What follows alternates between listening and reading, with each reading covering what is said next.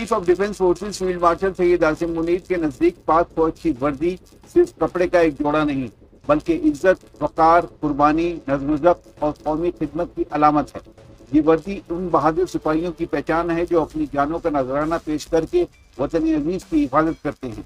एक फौजी जब ये वर्दी पहनता है तो वो अपनी ज़ाती मफादात से बालतर होकर मुल्क कौम की खिदमत का अहद करता है। इसीलिए फील्ड मार्शल सैयद आसिम मुनीर की नज़र में इस वर्दी का एहतराम हर फौजी की अव्वलीन जिम्मेदारी है।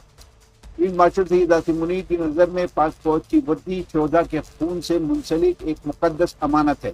इस वर्दी को पहनने वाला हर सिपाही अपने किरदार, गुफ्तार और अमल से इदारे की इज्जत और वकार में इजाफा करता है।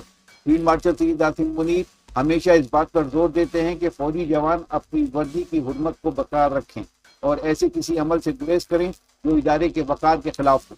इनके मुताबिक एक मजबूत फौज सिर्फ जदीद हथियारों से नहीं बल्कि आला किरदार, नज़्म ज़ब्त और एहसास जिम्मेदारी से मजबूत बनती है।